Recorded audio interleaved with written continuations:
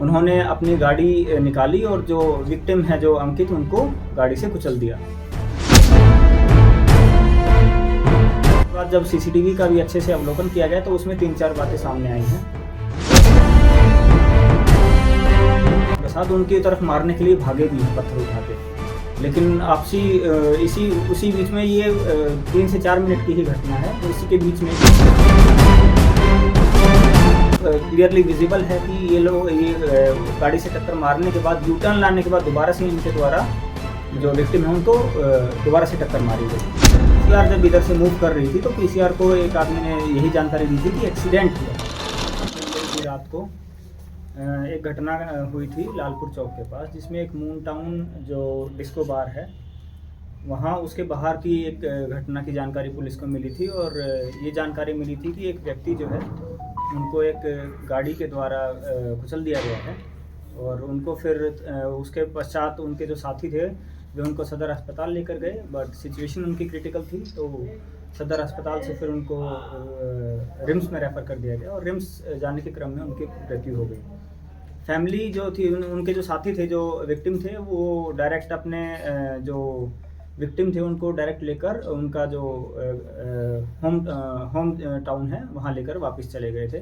फिर वहाँ 0 FIR register करी गई गढ़वा में और वहाँ से फिर केस को ट्रांसफ़र कर दिया गया लालपुर थाना अंतर्गत रांची जिला में। जानकारी जैसे ही मिली लालपुर थाना में तुरंत ही एक टीम का गठन किया गया और जितने भी एविडेंस जो हो सकते थे, जिसमें मोबाइल फ़ोन का एनालिसिस हुआ या फिर जो सीसीटीवी फुटेज जिसमें काफ़ी क्लियर आ रही थी उसका भी अवलोकन किया गया और ये पहचान करी गई कि कुछ लोग जो थे वो बाहर जब जैसे ही बार से बाहर निकले थे, बार से बाहर निकलने के टाइम पे उनके बीच में आपसी कुछ विवाद हुआ था।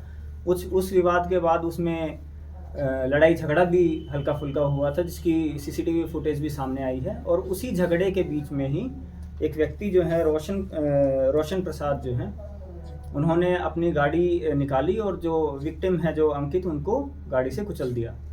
और उसके बाद जब सीसीटीवी का भी अच्छे से अवलोकन किया गया तो उसमें 3-4 बातें सामने आई हैं और इनकी जो अरेस्टिंग जो की गई है इनके द्वारा भी जो अपना अपराध स्वीकृति बयान है उसमें बताया गया है कि इनके साथ ये कुछ फ्रेंड्स हैं, ये अपना यहाँ रात को मून टाउन जो बार है वहाँ आए थे।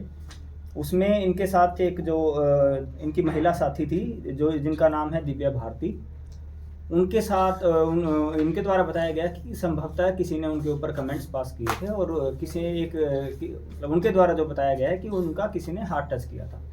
उसके बाद ये लोग बाहर खड़े थे, ये दिव्या भारती और जो इनके जितने भी साथी थे, और ये जो भी अंदर से बाहर लोग आ रहे थे उनको पिन पॉइंट कर रहे थे कि ये था या ये था, ये नहीं था। इसी क्रम में जो रोशन प्रसाद जो हैं, उन्होंने जो विक्टिम हैं वो अपने साथियों के साथ बाहर आ रहे थे, उनको पिन पॉइंट किया कि ये था। वो भी नशे की हालत में थे संभवतः है, तो उन्होंने भी बोला कि तुम मेरी तरफ ऐसे उंगली क्यों कर रहे हो।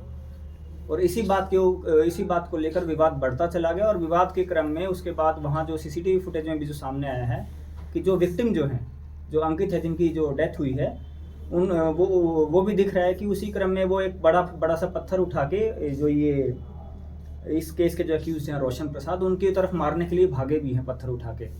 लेकिन उसी बीच में ये 3 से 4 मिनट की ही घटना है। उसी के बीच में ही लोगों ने बीच बचाव किया, रोका, और जब फिर वो भागने लगे तो भागने के क्रम में रोशन प्रसाद जल्दी से जाके गाड़ी में बैठे और गाड़ी जहाँ वो विवाद चल रहा था वहीं से गाड़ी पार कर दी और उनको गाड़ी से कुचल दिया। इसमें हैरानी की बात यह है कि जैसे ही वो उन्होंने कुचला, फिर वहाँ से गाड़ी पीछे से यू टर्न लेके आए और जिस व्यक्ति को इन्होंने कुचल दिया था उसके ऊपर दोबारा से गाड़ी चढ़ा के आगे बढ़ गए। तो इसी क्रम में रमनदीप सिंह और रोशन प्रसाद को गिरफ्तार किया गया है। इनके साथ ही जो इनकी महिला साथी है दिव्या भारती, उनको भी गिरफ्तार करके जेल भेजा जा रहा है।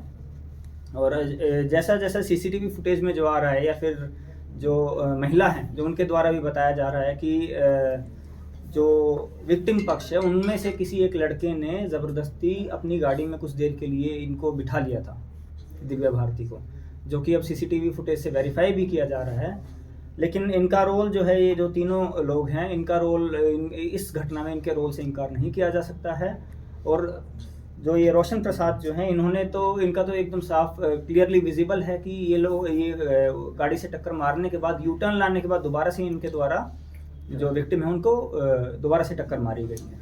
आगे इसमें जो मेन जो व्हीकल है, जो स्विफ्ट डिज़ायर है, उसको भी सीज़ कर लिया गया है और इनके जो मोबाइल्स हैं उनको भी सीज़ किया गया है और आगे जो अनुसंधान में जो अग्रतर कार्रवाई है वो रांची पुलिस के द्वारा की जाएगी। बार के अंदर की तस्वीर रांची पुलिस को क्या मिली? बार के अंदर की जो तस्वीर है, एक तो बार के अंदर की जो फुटेजेस हैं उसमें ये बार के अंदर कोई विवाद इनका हुआ नहीं था। बार के अंदर इनकी आपस में जो विक्टिम पक्ष है और जो एक्यूज पक्ष है उनकी आपस में बार के अंदर कोई बातचीत का भी कुछ प्रूफ सामने नहीं आया है। बारीकी से जो सीसीटीवी फुटेज है उसका भी अवलोकन किया जाएगा कि जो लड़की द्वारा जो बताया गया है या जो दूसरे जो इंसिडेंट जो बताई जा रही है कि वो टच किया था या कुछ कमेंट्स पास किए गए थे, उसके ऊपर आगे अग्रतर कार्रवाई की जाएगी।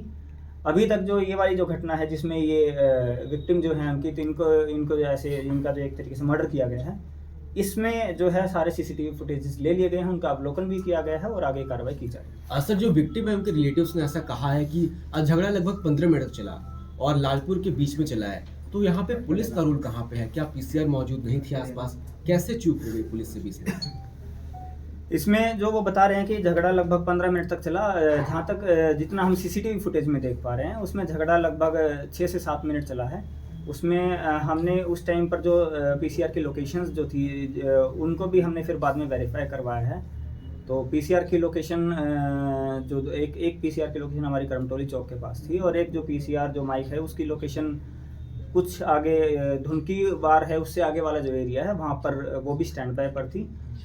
और जैसे ही पीसीआर जब इधर से मूव कर रही थी तो पीसीआर को एक आदमी ने यही जानकारी दी थी कि एक्सीडेंट हुआ है और उसके तुरंत बाद ही पीसीआर ने जाके वेरीफाई किया था। तब तक वो लोग सदर हॉस्पिटल से वहाँ से आगे लेके निकल चुके थे क्योंकि पेशेंट की जो कंडीशन थी वो काफ़ी क्रिटिकल थी। ठीक है।